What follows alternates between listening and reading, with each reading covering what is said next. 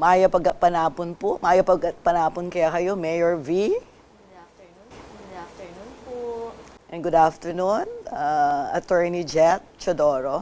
Good afternoon po, Ma'am Sonia. Okay, let's go straight to the subject matter. Ang pag-uusapan po natin ngayon ay napakahalaga kasi public interest. Ang lahat ng tao, I think, hindi lang sa San Fernando, kundi buong Pampanga, if not entire Philippines, interesado sila sa subject matter na ito. Bakit? Sapagkat alam naman natin kung gaano kahirap ang buhay ngayon. Sobrang hirap ang dinadaanan ng mga tao. Kanya naghahanap sila ng relief. Yung tao, yung institusyon na makakatulong sa kanila para maibsan ang kanilang kahirapan. And today, I received some good news. At kami sa media, manwala kami na kailangan ining makanining meging desisyonan ng ERC, kapamilatanan itang gewa yung sulat keng ERC, misambulat iya, abalo dereng memalen. Uling ikayong katong metong responsibilidad yu, ipagtanggol yung interest deng memalen. So today, I want to ask you exactly, isipan dareng bawat metong Fernandino, manibat ngening aldoyti, February 1, mitas ne, presyo na ning kuryente, at karas na ning Marso, bilda, ma-reflect ne, itang aldoldo, mitatas, ketang bill na ning kuryente da. But that's not going to happen, is it? Meron po kayong ginawa, Mayor V, na hindi ko alam kung paano nyo ginawa. People are asking, is this magic? Is this a miracle? Ano ang inyong ginawa? Bakit nangyari na mukhang sa araw na ito, ang binabalak na pagtaas ng presyo ng kuryente sa San Fernando ay hindi magaganap? Please tell us, Mayor Vinano po, Ingewayu. Nag-umpisa po ito noong January 10.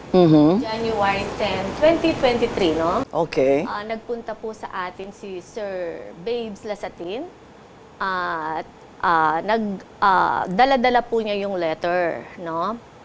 Na humihingi po siya ng tulong sa atin at sinabi nga po niya yung bad news na starting February, magtataas na sila ng singil ng 50%. Okay. So, kinlaro ko po sa kanila kung anong ibig sabihin ng 50%. Kung halimbawa po na ako, dahil 100,000 po yung bill ko sa kuryente, magiging 150,000 po ba on February?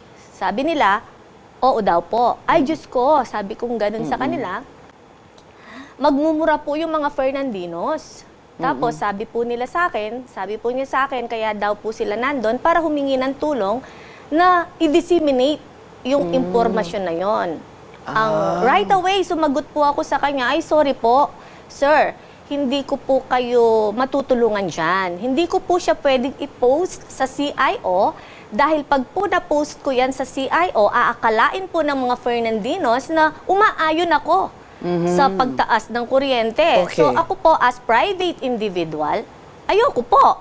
Sabi kong ganun sa kanya kasi po, domino effect yan. Halimbawa, yung hospital namin, nagbabayad ng kuryente ng 4 million, di magiging 6 million yon. So anong gagawin ng management? Magtataas na naman kami ng singil. Samantalang, yung sa ibaba, hindi naman sila tumataas yung sahod. Okay. So, ayoko po. Sabi ko, kaya kakausapin ko po niyan yung sa legal ko kung anong magagawa ko as City Mayor of San Fernando. Sabi ko pong ganun sa kanila.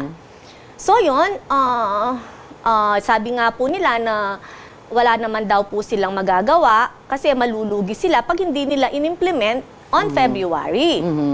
At mahal na raw po nilang nakukuha sa merkado. Okay. Kung siyempre po, hindi naman ako technical sa ganyan. Okay. Ayokong sumagot sa mga bagay na hindi ko alam. Okay. So, ang ginawa ko, kinabukasan, miniting ko yung mga ibang departamento kung paano nila ako matutulungan. At inalam ko kung sino po yung may committee dati dyan. Alright. So, tumawag po ako kay Councilor Tino Dizon. Nagpatulong ako sa kanya kung ano yung dapat kong gawin dahil alam ko alam ko po na pagdating ng February na ma-receive ng mga Fernandinos yung bill nila, sino tatawagan nila? Ang nanay nila. Ang mayor.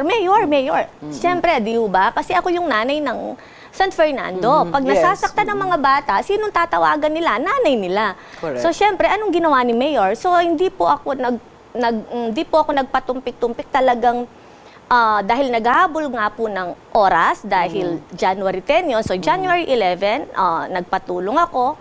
Tapos, tinawagan ko yung vice mayor natin. Sabi ko, kailangan magtulungan kami dito. No? Okay. So, tapos, kailangan may gawin kami. Ako, may gagawin ako, kailangan may gawin kayo. So, yun po, naghanap po ako ng consultant. Siyempre po, pag hindi natin alam, wag tayong magmagaling. Ako naman po, aminado ako na meron lang akong konting knowledge, but not the full knowledge. Okay. No? Alam ko lang kung yung provider nila, ganun. So, ngayon, Alright. nakinig po ako dun sa consultant, no? So, in-explain niya po sa amin, punto por punto. Yeah.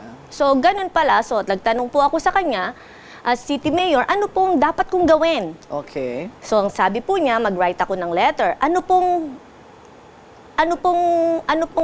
isusulat ko sa letter? Mga tanong lang, mga queries. So, yun po, kasama po yung lawyer, talagang inano namin. Tapos,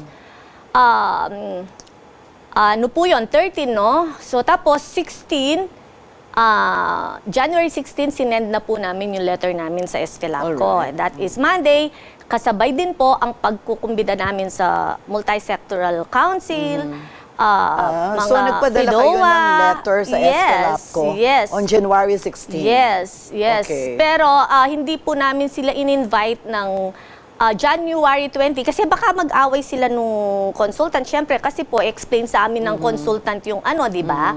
So, ayaw niyong magkaroon ng debate? Opo, dun sa ayaw forum? namin, siyempre, gusto namin muna Okay. magkaroon ng kaalaman muna Okay. bago ang ano. Bago niyo makaharap? Yes. Alright. So, syempre po, kailangan may baon-baon tayong konting kaalaman, di ho ba?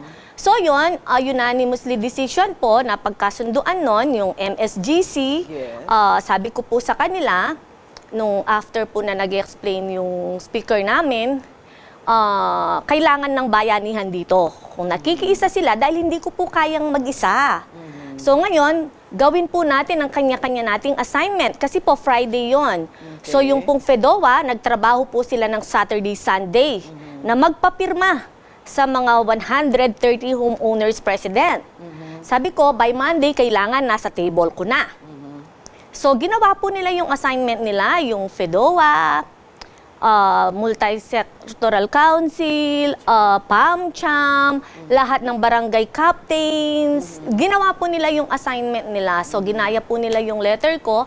Tapos, nung nakumpleto ko na po yun, nagtawag din po kami sa ERC kung pwede nila kaming bigyan ng panahon. So, binigyan po nila kami ng appointment ng Thursday.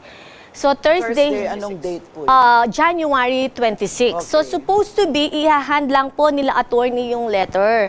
Okay. Kaso sabi daw po ng ERC, kailangan akong andoon. So, yung kasal po, may kakasal po ako ng Thursday, sabi, in-adjust ko para po makapunta ako ng personal sa ERC. Nakita ko yung So, mga letrato na nandun nga kayo, inaabot niyo yung ano. So, yun po, nung nakita po ng ERC, kasi syempre, para po maging matibay.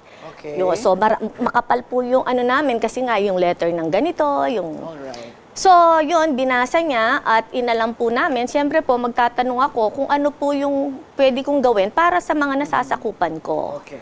So, chiniyak po nila kung may application na ang SFELAPCO. So, na-check po nila, wala silang application sa ERC. So, sabi ko, syempre po, humingi po ako ng certification from them na walang application yung SFELAPCO. So, inintay po namin yung certification nila na nasa amin. So, natuklasan po namin doon dahil nakikinig akong mabuti sa Yes. kanila. Okay. So, parang nakakuha po yung SFELAP ko sa Department of Energy, Energy, na DOE. parang ano sila ng emergency. Yes. So, syempre, ang sagot ko po dun syempre, questionable po sa akin na hindi naman siya emergency.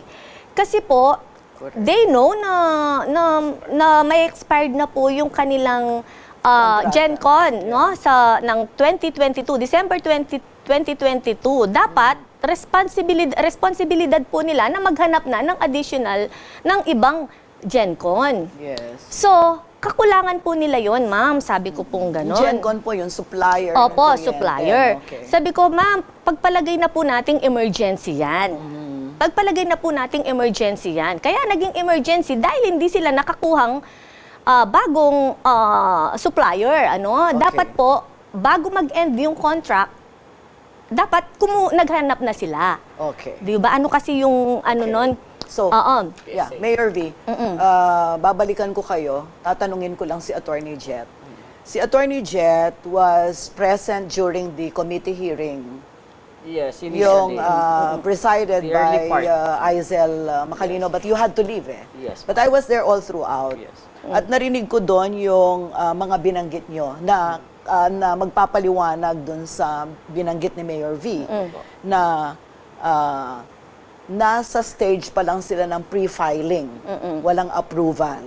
So I do not want to be very legalistic Yes, yes. about it, pero siguro yung taong bayan at yung mga iba't ibang sektor na nakikinig, nanonood sa atin ngayon, gusto nilang malaman paano ba yung proseso dapat. Kasi alinsunod sa kwento ni Mayor V, ang paglilinaw na binigay ng ERC sa kanila nung nagbisita kayo doon at nag-submit kayo ng letter na wala silang application. Opo, may note nga ako dito, ma'am. Okay. Kasi po, dahil hindi ko naman mga legal po to Yes. no? Sabi po ng ERC, kailangan bago matapos yung kanilang kontrata, dapat nag-ano na sila ng CSP, yung Competitive Selection Process. Pero Okay. hindi po nila ginawa yon. Sino pong may Alright. kasalanan? Okay. Sila, bakit naman po ipapasa sa mga consumers? Yun po Okay. yung inano ko kay ma'am, Okay. sa ERC. sa commissioner po, Okay. no? So the commissioner's name is The Mona chairperson. Lisa. Mona Lisa? Mona Lisa de Chairperson, Malanta, yes. the chairperson and CEO. Yes. So yun po, yun lang, tapos tinanong ko po, ma'am, tulungan niyo po ako kasi po, pasensya na po kayo dahil January 26 na po ngayon. Ilang araw na lang po, February na. Exactly. Kung pwede niyo po kaming matulungan na hindi po ma-implement itong pagtaas ng kuryente. Sabi ko, Thursday na po yon.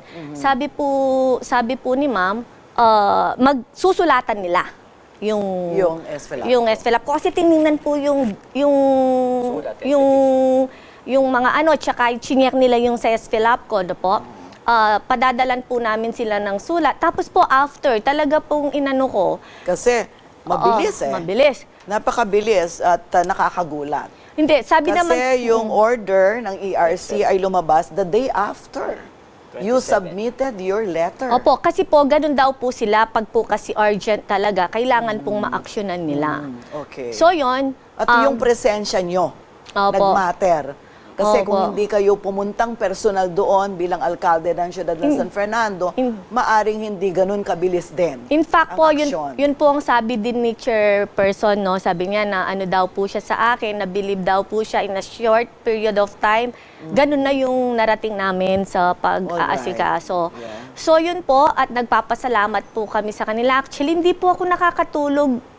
Hindi po ako nakakatulog kasi hindi ko alam kung magsasaksid ba kami sa ginawa namin, yung ano po. Kasi syempre, ini-imagine ko na yung magiging reaction ng mga tao. Bakit walang yung ganon. Syempre po, hindi naman po biro-biro yung sinasagupa natin, no? Ako po kasi wala Pero naman. sinabi ko na sa inyo, kakambal nyo swerte. Sabi nga, Kasi, di ba, every time you make your decisions, kung magtatagumpay o hindi, apparently, there is a pattern already, no? Na mukhang sineswerte talaga kayo. May kakambal kayong swerte.